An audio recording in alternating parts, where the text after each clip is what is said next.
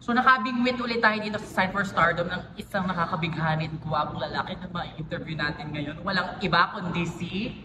Dylan Menor. Good afternoon everyone. My name is Dylan Menor. Salamat. Siyempre, This video. para to sa ating mga ATM. Yes. Siyempre, nakita niyo naman, fresh si Dylan ngayon, no? Anong bagong pitas lang sa Pinaghandaan ang Pinaghandaan contour. fresh From contracts. Fresh Yes. from contract signing. So, ako na namin katanungan dahil binanggit ko yan. How does it feel to be finally be a Sparkle artist and be part of the Kapuso family?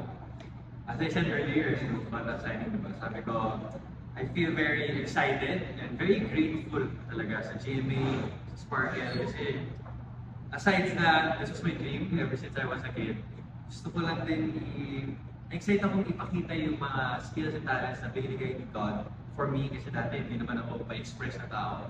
But because of GMA, mas pinupush nila ako to express what I feel. Honey push.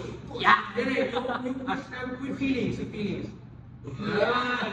So alam niyo na, bahala na kayo maglagay kung saan yung mga bagay na pwede nyo i-push.